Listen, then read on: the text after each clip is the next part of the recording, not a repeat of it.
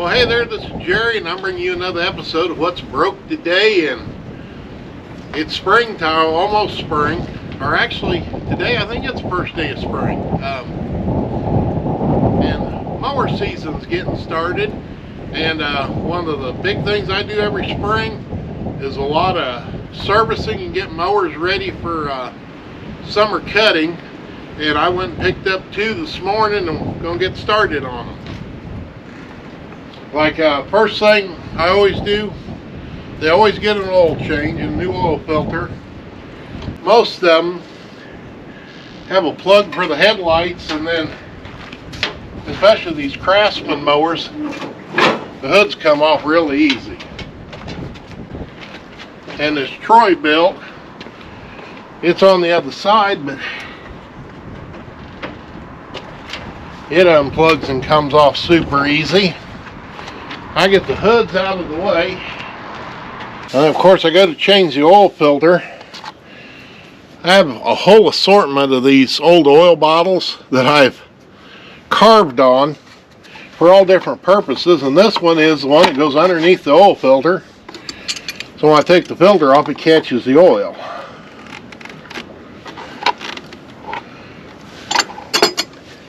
That way I can just loosen that up some.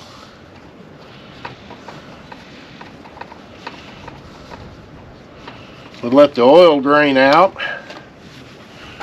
And while that's going on, we can start checking other things. Then, you know, this one doesn't have an hour meter, so don't know how many hours it got put on it last year, but I'm thinking maybe not too many, because that air filter still looks brand new. So we'll put that back on. Well, that's probably a good indication that, well, there is a little bit of dirt showing in that fuel filter. Just in case, I went ahead and carried over two spark plugs, but I have a funny feeling they're going to look really good too. But okay, then loosen up our hose clamps on this fuel filter, and then a lot of times I just use a trim tool, pop the hose off.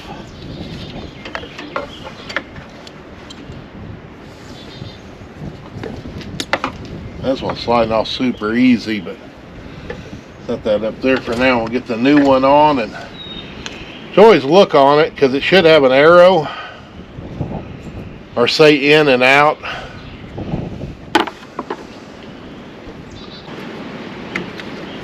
There's in, there's out.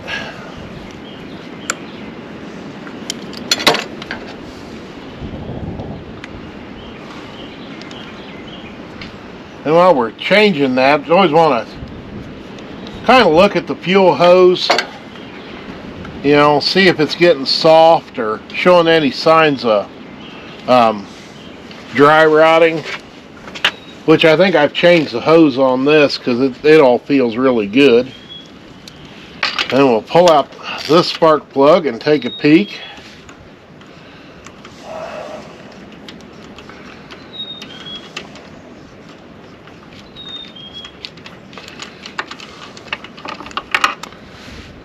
Yeah,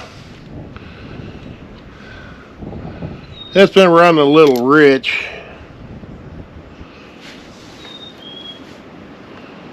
Yeah, and I must not have changed them last year, because those are older setup. You can tell by looking at the ink on them that they're older. And I do all this while the oil's draining, or, you know, the oil filter.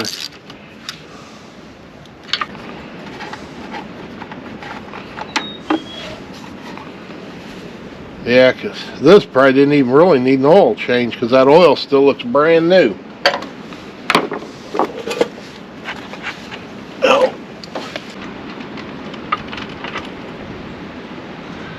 Yeah, well, I'd say I must not have changed these last year. There's a little bit of oil on my finger and lube up the new gasket.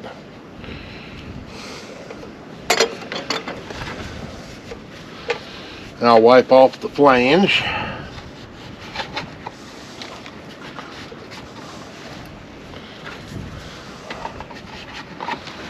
Pull this out of there. Once that gets done dripping, I don't need the catch thing there no more, but my it doesn't fit on every mower, but most of them, one of those oil bottle catch cans works really good. And we'll tighten this, but it don't have to be too tight. There we go. Then the last thing I do is take a paint pen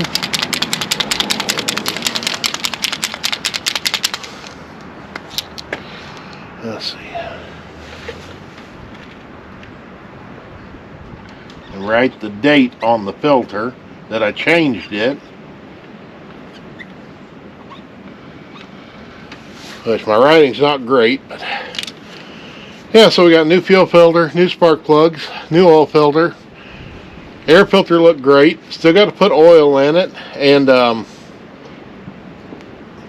we'll get around a little bit and we'll put this up on the mower lift and take the... Okay, now here on our Troybilt, I pulled the air filter out, and I'm going to have to get the blow gun and blow out all around here, but I get that filter off. I want to very carefully wipe around, like on this one where the filter sets, and try not to get any of that dirt down in the carburetor. But see, this one, the piece of foam is got a lot of grass in it.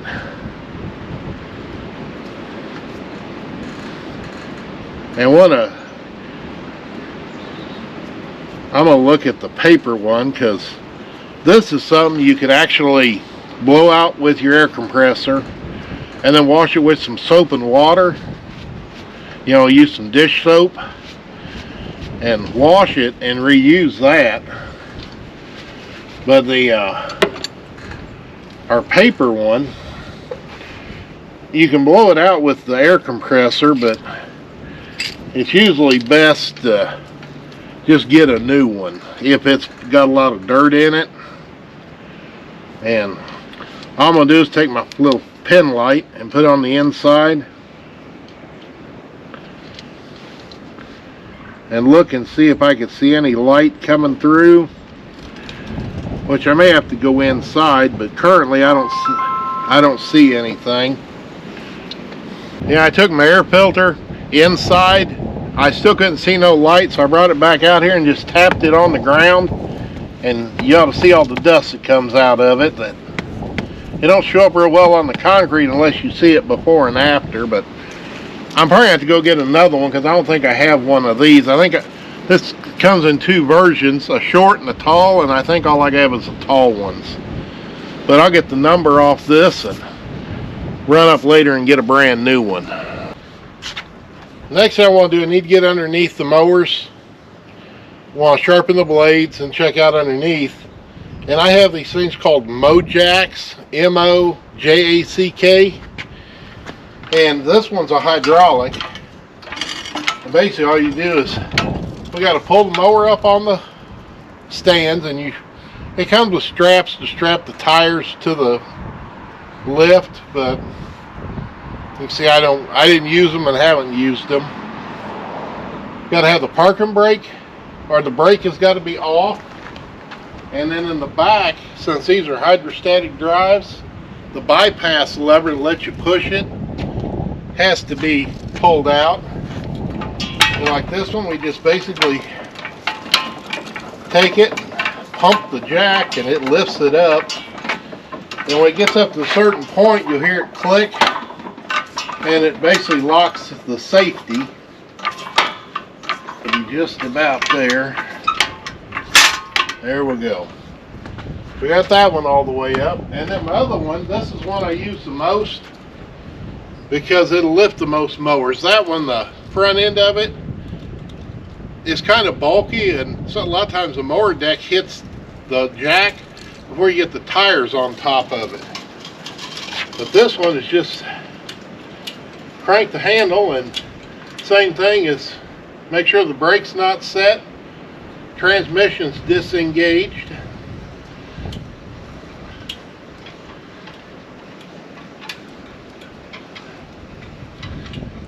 And then this one, likewise, it's got 2 lock positions.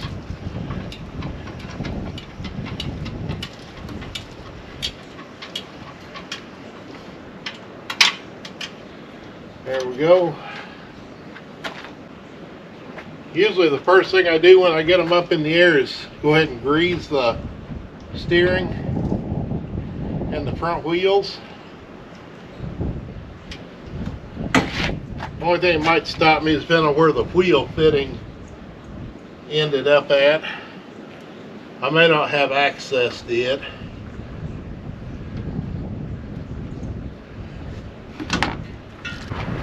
I always take a rag and wipe off the fitting so there's no dirt right on the tip of that grease zerk, so I don't immediately pump dirt down in there. And as soon as you see grease or hear it coming out, that's usually when I stop. I picked the Troybilt up. It had a flat tire here on the left front, and I was going to pull it off and air it up, but then I noticed there's a thorn sticking out of it. So this is a good candidate to put some tire slime in, because I'll bet if I get and spray a little bit of soap on that, it probably bubbles around that thorn. And like when I pick these up, one of the questions I asked when I see a flat tire was they having trouble with it going flat last year?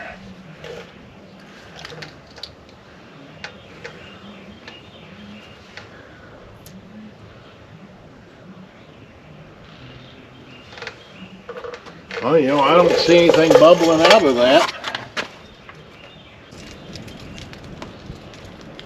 Oh yeah. I move that thorn a little bit and you can see it, my soap. I mean, one thorn and that leak, it'd take it a week to go flat.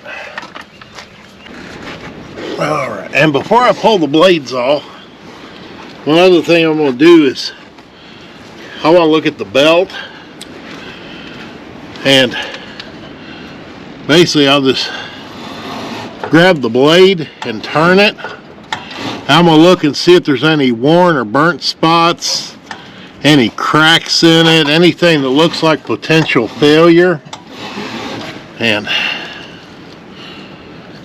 forgot my paint pen, but probably need to mark it somehow so you can know when you get back to where you started, because this is one belt does everything on this mower.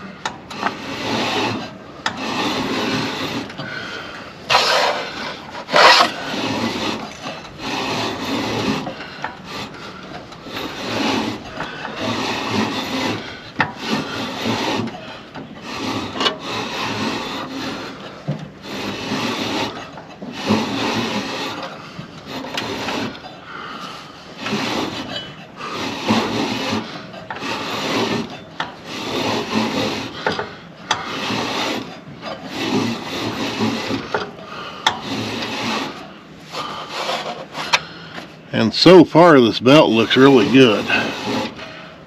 And there's my pin mark, so I'll call that good. You could even go as far as to pull these plastic covers off, take the belt clear off, and you could spin the pulleys individually. Now I'd already turned the blades on and listened to this, and I didn't hear any unusual noises. So that's why I'm not going to worry about pulling the belt off and spinning everything individually. But if you heard a noise, you just pull this belt off and rotate everything individually till you figure out what sounds like it's making noise, and that way you'll know what to fix. Now one other thing I'm going to do after I sharpen the blades, I'm going to bring these blade tips up and line them up and make sure that they're even. Turn it half a turn and make sure we're even. Like on the other side, we're off about 1/4 of an inch, but I know that because I know that the deck is bent a little bit on that side. But even 1/4 of an inch, I mean, it's hard to tell when you're cutting. And then after we get all the tires fixed on both mowers, we'll level the mower decks, because this one has a tube in it. And you can see the valve stems pulled through when it went flat. So we have to figure out why it went flat and fix it. And now our Troybilt, I'm not sharpening these blades because I'll have to, when I get the new ones, I'll show you a better, I'm up against each other. But right here on the end of this, I mean, it is wore down. I mean, it's sharp. You could cut yourself on it. Plus, you can see where the grass is literally worn and ate the metal away. When we come up through here, there's probably about 3/8 of an inch of blade missing up here on this corner. And you can see I've sharpened these quite a few times because we're cut back about 3/8 of an inch, and these are so dull that I'm going to take them back another 1/8 of an inch to get them sharp again. And once you start getting this kind of wear and that gets so thin, I mean, that to me, I look at that as being fragile, because I've had these blades come in and I'd have this whole section here, which is about well, out here it's about 5/8 of an inch to about 3/8 of an inch on this end, and a piece like that that's missing, or it will have worn and there'll be a big V in here and you can see daylight through the blade. So this one is getting new blades for sure. We're not going to reuse these. Now, as I was getting ready to check the deck levels, I was thinking, you know, when I was checking the belt on the Troybilt, I think I said that one belt does everything. And that's not really right. One belt runs all 3 blades on the deck, but for the ground drive, for movement, there's another belt, which, let's see if I can move the camera around and get it where you can see. But there is a ground drive belt that's tucked up there close to the frame that should also be checked every season. And if it breaks, that one's the one that keeps you from going. So yeah, just thought I'd better clarify that. Whereas when we get over to the Craftsman, it's got a belt from the engine to the mower deck, and then it's got one belt that connects all 3 of the blades together. So let's get to checking our level. Well, starting out for checking our deck level, I come over here to the discharge side. I've got the blade running from the front to the rear. Now I'm just going to take a socket. You can see it probably misses going under the cutting edge by maybe 1/16 of an inch. And then I'm going to set the camera down on the ground. But here on the back edge, see there, I probably got, well, I bet close to 1/2 an inch, maybe 3/8. So we need to bring the front of the deck up just a little, because typically we want the front cutting edge at the front of the deck to be about 1/8 to 1/4 of an inch lower than the rear. So we'll move the socket back up here, and I'll go get a wrench and we'll adjust that deck up. Alright, now to adjust the front of the deck up, I'm going to come up here to this strut rod that goes underneath the front axle and just loosen the jam nut, and then I'm going to go like 1, Yeah, it's harder to do than it looks like. But we can get on both of them and go 2, 3, 4.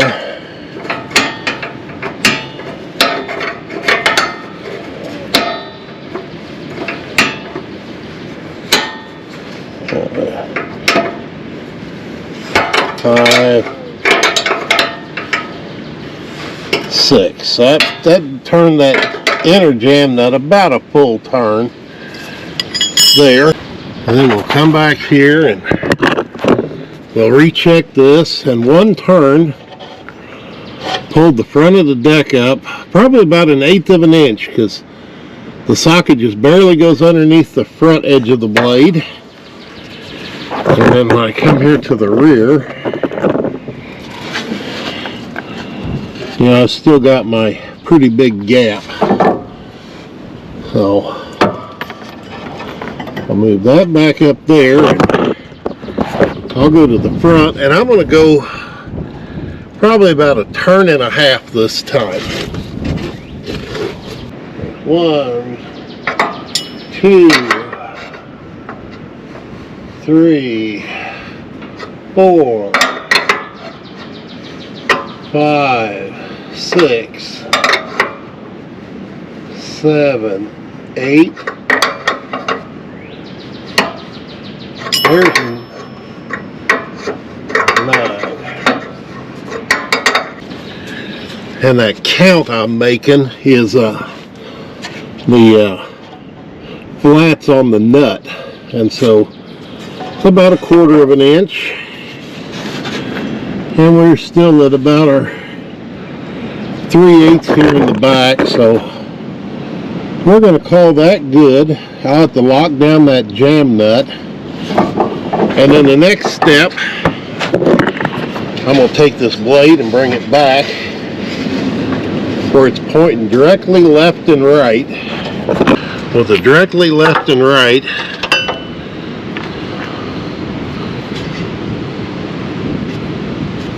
I'm going to put the socket there and then set that down. Now I'm going to take and pick the socket up against the cutting edge, and see I got about 1/4 of an inch between the socket and the ground. Get the blade on the other side roughly going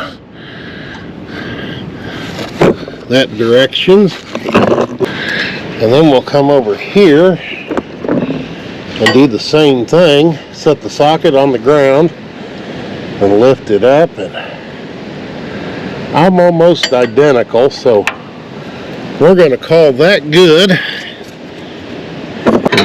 That there and that, and lock them together, and that's going to finish out the Troybilt. Alright, now we get over to the Craftsman, and we're like the Troybilt, about 1/8 of an inch from the socket sliding under the cutting edge in the front.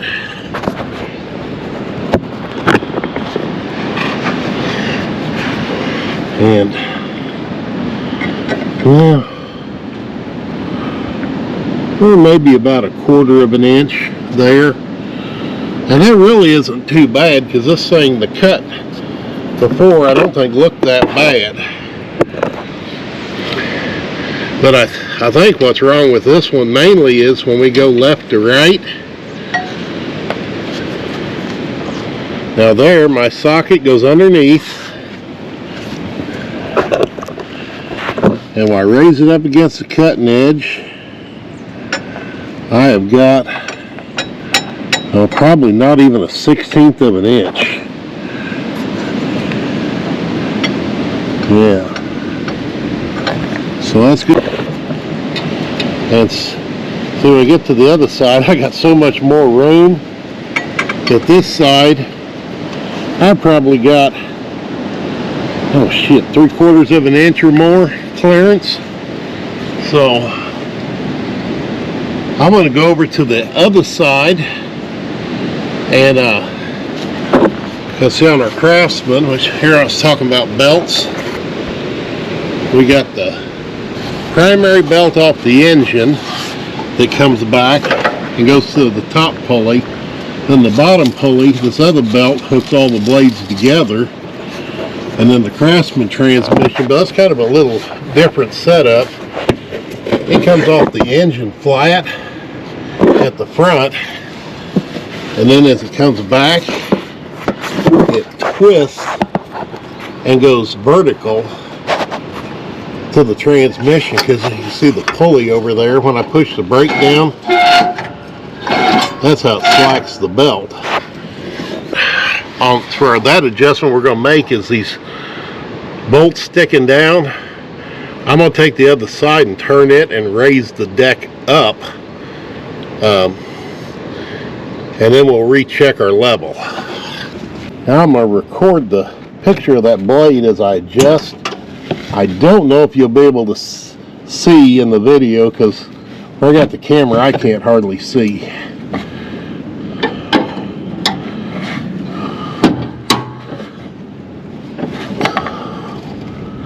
Oh, that might be rusty.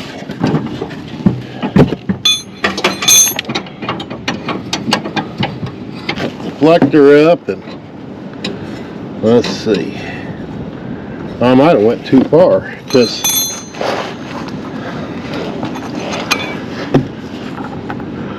if I pick, yeah, I think I went too far.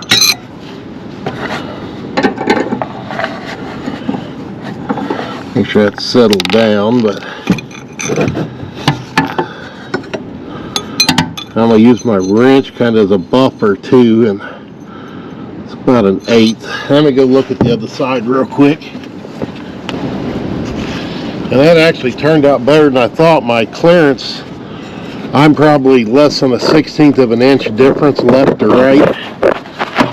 So the only other thing I want to do is, since now I've got this deck cutting higher that is on the Troybilt, I'm going to use the infinite adjust knob to lower the deck and bring the cutting heights to where they're almost identical.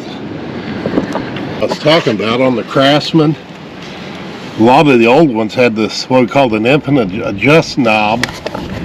Then you had this little guide thing here on the side, which is not really a good thing, because you kick that with your foot and move it. But yeah, so as we turn the knob clockwise, it doesn't allow this deck lift lever to go down as far. Turn it counterclockwise, it lets the lever go farther, which drops the deck down farther. Whereas our Troybilt, it's just got the lever next to the seat with these notches, and we just, you know, down and up, and we lock her in and go. So yeah, real simple, other than, you know, shows you what has changed in 20 years, you know, on mowers. Now when I went to put oil back in, I put about 2 3/4 quarts in the engine. And I just started it up and let it idle for about a minute.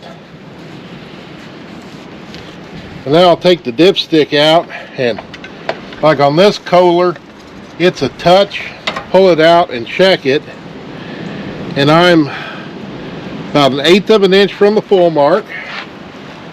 So I'll grab my bottle of oil, which, I mean, this engine, if you do it right and get the right amount of oil out, it'll take 2 full quarts.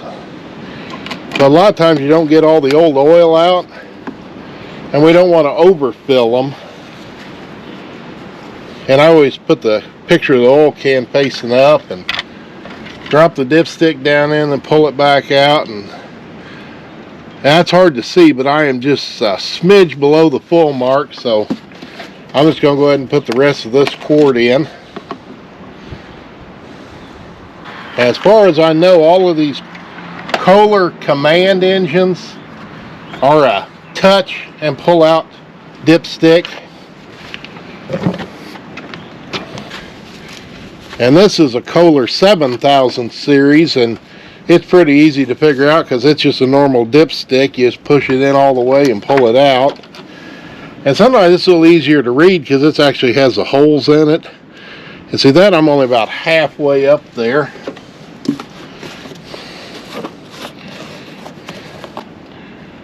So I'll put the rest of this cord in. Put my vice grips away and let that drain down.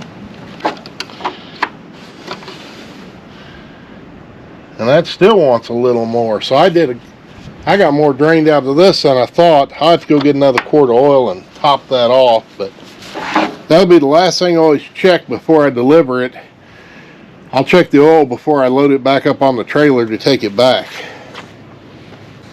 And we're pretty much at the stopping point now because I got to get blades for the Troybilt, air filter to Troybilt, got to get slime to put in this tire, and then on the Craftsman I got to pull the right rear off and figure out what's wrong with that flat tire in the tube.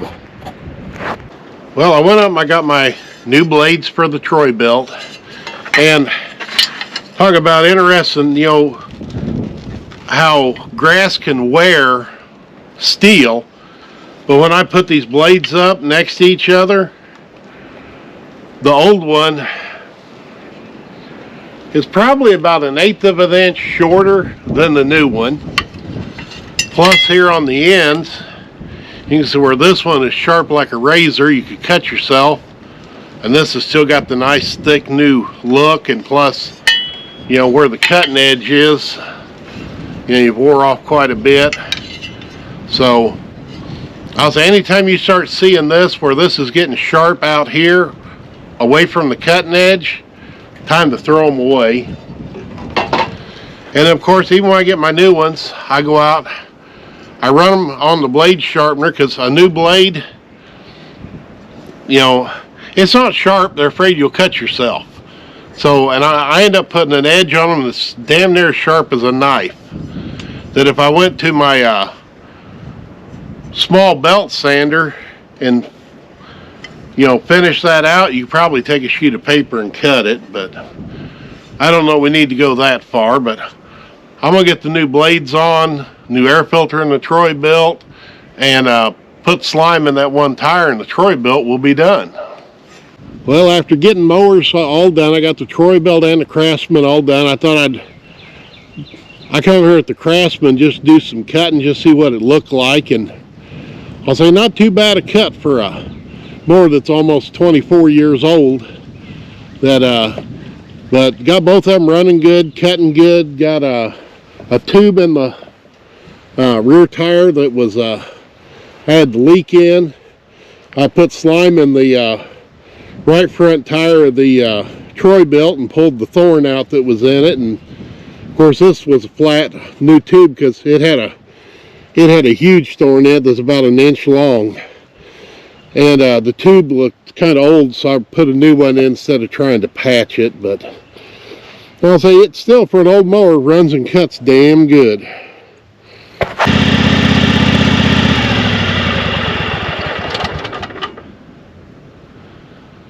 Well, I appreciate you watching this episode of What's Broke Today. That just the basics of my lawnmower maintenance. That I say, if you need more detail on it, I got plenty more coming in. You know, you can always send a comment and or add a comment to the this video, and when I get it, I'll just get around and do a more in-depth spring tune-up on one of these.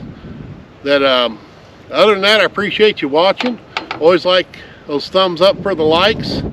Comments are always welcome, and if you're not a subscriber, just join on in, because no telling what else you're going to see on What's Broke Today. Thank you.